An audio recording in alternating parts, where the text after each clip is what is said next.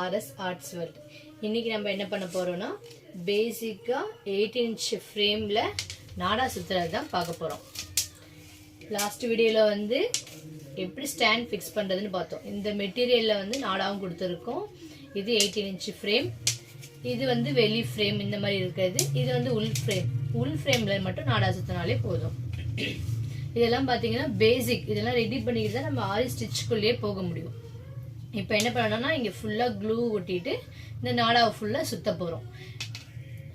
இது பாருங்கள், clue சுற்றுறேன். Clue போட்டு க்ளூ போடும்போது கொஞ்சம் கொஞ்சமாக போட்டு அப்ளை பண்ணணும். ஒரு பாதி நம்ம கை சுற்றுற அளவுக்கு போட்டால் போதும். ஃபுல் க்ளூ போட்டால் இந்த ஃப்ரேம் ஃபுல்லாக போட்டுட்டு அதுக்கப்புறம் நான் ஃபுல்லாக சுற்றுறேன் அப்படின்னா நம்ம டேர்ன் பண்ணும்போது நம்ம கையிலேயே இதாகிடும், க்ளூலாம் வேஸ்ட் ஆகிடும். ஸோ கொஞ்சம் கொஞ்சமாக போட்டு ஃபஸ்ட்டு க்ளூவை அப்ளை பண்ணிக்கோங்க. இதெல்லாம் பேசிக். இதெல்லாம் ரெடி பண்ணிட்டு நம்ம ஸ்டிச்சுக்குள்ளேயே போகணும். இந்த மாதிரி கையை வச்சு இப்படி இப்படி அப்ளை பண்ணிக்கோங்க.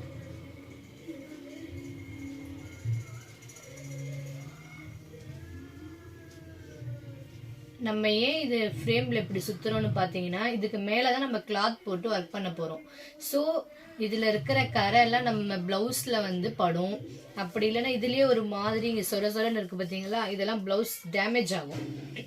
அதனால நம்ம இதெல்லாம் ரெடி பண்ணிவிட்டு இந்த மாதிரி நாடா சுற்றிட்டு பண்ணணும். இப்போ பாருங்கள், நாடா எடுத்துட்டேன். எப்போவுமே ஸ்டார்ட் பண்ணும்போது உள்ளே வச்சுக்கோங்க. உள்ளே எட்ஜில் வச்சுக்கிட்டு அந்த இடத்துல மட்டும் கொஞ்சம் நல்லா எக்ஸ்ட்ரா க்ளூ போட்டு ஒட்டிக்கோங்க.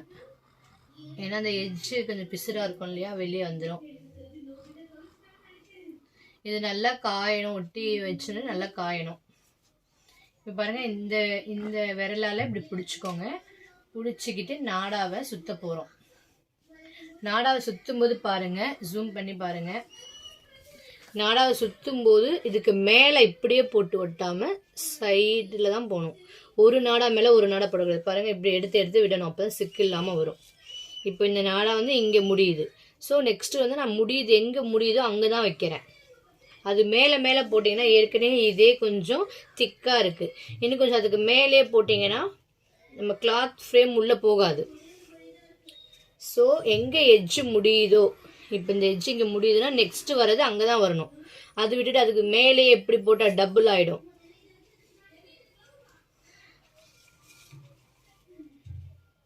இந்த நாடா இருக்கிறவங்க இதில் சுற்றிக்கலாம். இது ஏற்கனவே திக்காக இருக்குது, அதனால் நம்ம உள் ஃப்ரேமில் சுற்றினா மட்டும் போதும். இதை விட மெலிசான துணி எதுலையாவது சுற்றுறதா இருந்துச்சுன்னா டபுள் ஸ்டாண்ட்லேயும் சுற்றிக்கணும். உள் ஃப்ரேம் வெளி ஃப்ரேம் ரெண்டுத்துலேயும் சுற்றிக்கலாம். இப்போ நமக்கு இதே போதும். இப்படியே கொஞ்சம் கொஞ்சமாக க்ளூ போட்டு அப்ளை பண்ணுங்கள். அப்போ தான் இந்த நாடாவிலும் ஃபுல்லாக ஒட்டாமல் இருக்கும். நம்ம ரொட்டேட் பண்ணணும். பண்ணும்போதே கொஞ்சம் டைட்டாக நல்லா பிடிச்சி இப்படி டைட்டாக பண்ணிக்கிட்டே பண்ணுங்கள். ஏன்னா லூஸ் கொடுக்கக்கூடாது. நல்லா அழுத்தி இப்படி டைட்டாக பிடிச்சிக்கிட்டு இந்த ஃப்ரேம் ஃபுல்லாகவே இப்போ நம்ம இப்படி பண்ணி பார்க்க போகிறோம். வெயிட் பண்ணுங்கள், இதை முடிச்சுட்டு காட்டுறேன். பாருங்கள் ஃப்ரெண்ட்ஸ், இப்போ என்ன பண்ணியிருக்கேன், நான் ஃபுல்லாக சுற்றி முடிச்சிட்டேன்.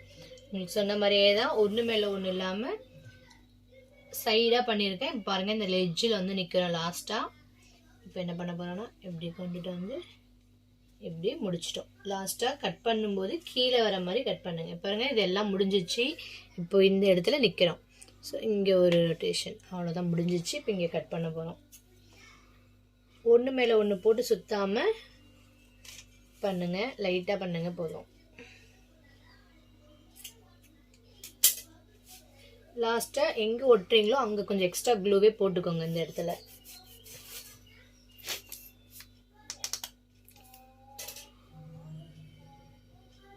இது நல்லா காயட்டும். காஞ்சதுக்கு அப்புறமா எடுத்து பண்ணுவோம். பாருங்கள், நீட்டாக பண்ணியிருக்கேன். எந்த இடத்துலையுமே டிஸ்டர்பன்ஸ் இல்லாமல் கரெக்டாக நீட்டாக வந்திருக்கு. ஒன்று மேலே ஒன்று போடவே இல்லை.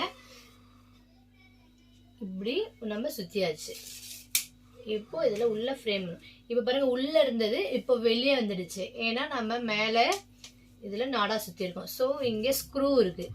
இந்த ஸ்க்ரூவை லூஸ் பண்ணிக்கோங்க. எந்த அளவுக்கு வேணுமோ அந்த அளவுக்கு லூஸ் பண்ணுங்க.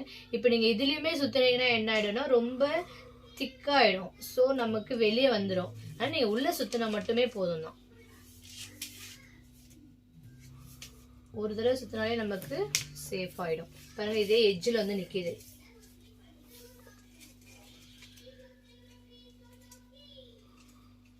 இதெல்லாம் பேசிக். இதெல்லாம் ரெடி பண்ணிக்கிட்டு தான் நம்ம ஆரி ஸ்டிச்சுக்குள்ளேயே போக முடியும். இதெல்லாம் பண்ணாமலே போயிட்டீங்கன்னா ப்ளவுஸ் போடும்போது டேமேஜ் ஆகிடும் ப்ளவுஸ்.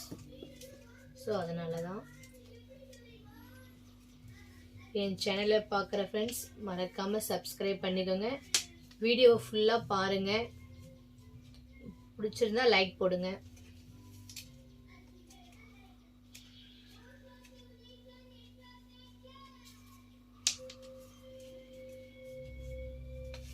அவ்வளோதான் ஃப்ரெண்ட்ஸ். இப்போ நம்ம நார்மலாக உள்ளே இன்செர்ட் பண்ணால் இன்செர்ட் ஆகிடும். Thank you friends.